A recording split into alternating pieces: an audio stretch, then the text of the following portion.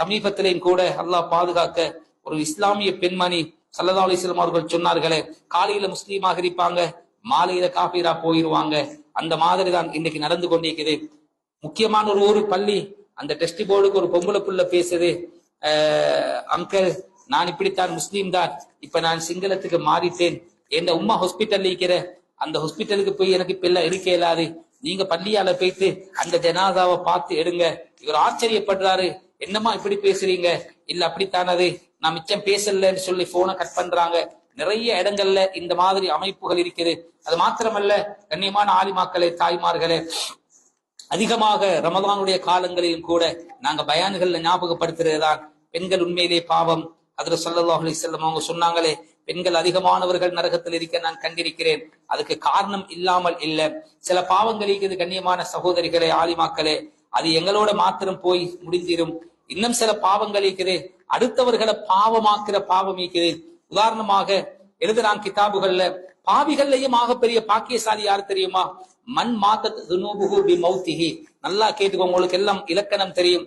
மன் மாத்தத் துனூபுஹு B மௌத்திஹி, யாருடைய பாவம் அவன் மௌத்தாகிறதோடு அந்த பாவமும் செத்து போயிருதோ, பாவிகள் அவன் ஒரு வகையான பாக்கியசாலி. ஏண்டா அதிகமான பாவிகள் இருக்கிறாங்க, அவங்க மௌத்தாகி மண்ணறைக்குள்ள போனாலும் அவர்களால் வாழ வைக்கப்பட்ட பாவம் இந்த மண்ணுக்கு மேல நடந்து கொண்டிருக்கிறது. எக்ஸாம்பிளுக்கு உங்களுக்கு உதாரணத்துக்கு கொண்டு சொல்வதாக இருந்தால், ஸல்லல்லாஹு அலைஹி வஸல்லம் அவர்கள் சொன்னார்களே, இந்த உலகத்துல எத்தனை கொலை நடக்குதோ அத்தனை கொலையுடைய பங்கும் ஆதம் அலைஹிஸ்ஸலாம் அவர்களுடைய மகன் காபீலுக்கு போய் சேர்ந்து கொண்டே இருக்கு. அவர் கொலை செஞ்சு எத்தனை வருஷம்?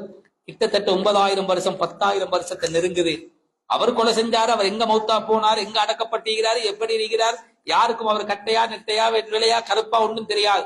ஆனால் இந்த உலகத்தில் இன்றைக்கு பலஸ்தீன்ல மட்டும் நாளொன்றுக்கு எத்தனை ஆயிரம் கொலை நடக்குது. எல்லா கொலையிட பங்கும் அவருக்கு போய் சேர்ந்து கொண்டே இருக்கும். காரணம், கொலையை இந்த உலகத்தில் அறிமுகம் செஞ்சவர் அவர்தான். அவர் மௌத்தா போனாலும் கூட அவர் அறிமுகத்தை, ஒரு பாவத்தை அறிமுகம் செய்தார் என்றா அந்த பாவம் இந்த மண்ணுக்கு மேல நடக்கிற காலம் வரைக்கும் ஒன்றிக்கிறேன். சதகத்தும் ஜாரியாவ செஞ்சுட்டு போறது. கிதாபுகள் எழுதுறாங்க, என்ற தங்கமே வாப்பா மாணிக்கம், நீ சதகத்தும் ஜாரியா செஞ்சுட்டு போகாட்டியும் பரவாயில்ல, ஒரு தன்பும் ஜாரியா விட்டுட்டு போய்க்கிறார். நீ மௌத்தா போனாலும் உன்ட கபருக்கு வந்து உன்னை இல்லாமலாக்குற ஒரு பாவத்தை நீ செஞ்சுட்டு போயிடாத. பெண்கள்கிட்ட நான் இரக்கமா கேட்டுக்கொள்றேன். அதிகமான பெண்களுக்கு இந்த பயான்களை நாங்க சொல்றது. ஒருத்தர் உதாரணமா நான் ஏன் சொல்றேன்டா, ஒரு ஹராமான பார்வை பார்த்திருக்கிறான் என்றால், ஒரு ஹராமான பார்வை பார்த்திருக்கிறான் என்றால் அந்த பார்வைக்கு இரண்டாவது ஒரு கேள்வி இருக்குது, அப்படி என்ன ஹராத்தை பார்த்திருக்கிறான் நல்லா கேட்பானா? கேட்க மாட்டான், கட்டாயம் கேட்பான். இப்ப மலக்குமார் சொல்லுவாங்க, ஒரு பொம்பளைய பார்த்திருக்கிறான், யா அல்லாஹ், ஒரு பொம்பளைய பார்த்திருக்கிறானா? ஒரு பொம்பளைக்கு நான் இருக்க சொல்லியிருக்கிறது ஆண்கள் பார்த்து ஆசை வராம இருக்கிறதுக்கு தானே நான் சொல்லியிருக்கிறேன். அப்படி எந்த பொம்பளைய பார்த்திருக்கிறான், எப்படி பார்த்திருக்கிறான்னு பார்ப்போம் என்று சொன்னா, இந்த பொம்பளைகள் உடுக்கிற ஹபாயாவும் அவங்க போடுற ட்ரெஸ்ஸும், சில தாய்மார்கள் போடுற ஹபாயா, ஒருத்தர் கேட்டாராம், இதை நீங்க தைச்சி போட்டீங்களா அல்லது போட்டுக்கொண்டே தைச்சீங்களா? அதை கலட்டுறதுக்கு சில நேரம் 2 பேர் வேணும்.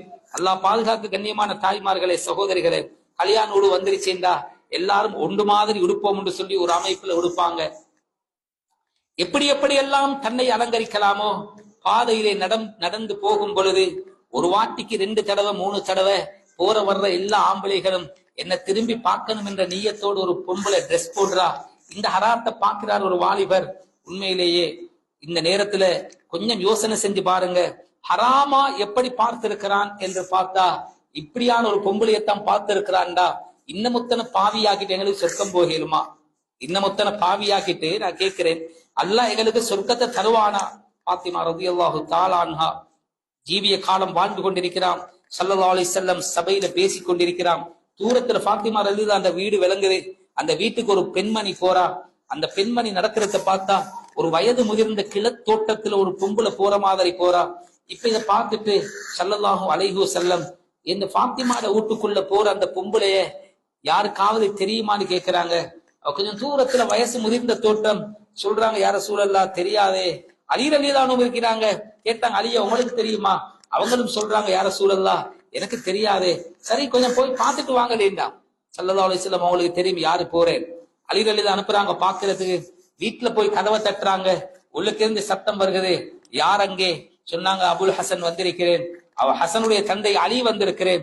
உள்ளுக்கு இந்த பாத்திமா தான் கேக்குறாங்க, என்னப்பா இது உங்க வீட்டுக்கு வந்து நீங்களே அந்நியர மாதிரி கதவை தட்டிட்டு வெளியே உட்கார்றீங்க, வாங்க உள்ளுக்கு. இன்னைக்கு யாரோ ஒரு பொம்பளை வந்தாங்க, யாருன்னு பாத்துட்டு வர சொன்னாங்க ஸல்லல்லாஹு அலைஹி வஸல்லம். சரி உள்ளுக்கு வாங்க சொல்றேன்னாங்க. உள்ளுக்கு போனா யார் அங்க இங்களை பாக்குறாங்க. அந்த காலத்துல எங்கட வீடு மாதிரி கிச்சன் வேற, டைனிங் ஹால் வேற, பெட்ரூம் வேற, அப்படி ஒன்றும் இல்ல. 4 செவர், அதுக்குள்ளதான் அவங்களோட எல்லாமே. மறைகிறதுக்கு ஒளிகிறதுக்கு யாரும் இல்ல. அதனாலதான் இவங்க உள்ளுக்கு போகல. யாரு வந்தது? சிரிச்சிட்டு சொன்னாங்க, நான் தான் வந்தேன். ஏண்டா பாத்திமா ரலியல்லாஹு அன்ஹா ஸல்லல்லாஹு அலைஹி வஸல்லம் மௌத்தாவி 6 மாசத்துல மௌத்தா போறாங்க. அவங்க மௌத்தா போற நேரமே அவங்களோட வயசு 28 தான். மௌத்தா போற நேரமே அவங்களோட வயசு 28. நபீட வஃபாத்துக்கு பிறகு இது நபீட காலத்துல நடக்குது, நபீட ஹயாத்தோட இருக்கிற நேரம் நடக்குது. அப்ப மேக்சிமம் போனா 27 வயசு தான் இருக்கும். நீங்க ஒரு 67 வயசு மாதிரி வந்தீங்களே அப்பா. உதாரணத்துக்கு நான் சும்மா சொல்றேன். அதுதான் கேட்டாங்க, நீ ஒரு வயது முதிர்ந்த தோற்றத்துல வந்திருக்கிறீங்களே.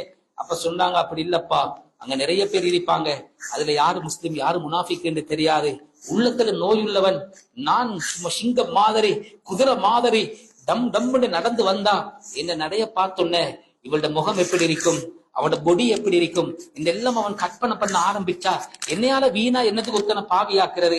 ஒரு கிளவிய பார்த்தா இந்த ஃபிக்கரும் இந்த சிந்தனை ஒன்றும் வராது. அதனாலதான் நொண்டி நொண்டி ஒரு கிளவி மாதிரி வந்தேன் நான். சுபஹானல்லாஹ். கண்ணியமான தாய்மார்களே, சகோதரிகளே, ஏண்டா பயந்தாங்க, என்னையால இன்னமுத்தன் பாவியாகிட்டு நான் எப்படி அல்லாஹ்விடத்துல போயிட்டு தப்புறது. அல்லாஹ் பாதுகாக்கணும். எனவே இந்த விஷயங்கள் இருக்குது, இந்த விஷயங்களை நாங்க மனசுல வைக்கணும். உலகத்துடைய மோகங்கள் இது ரொம்ப பயங்கரமானது.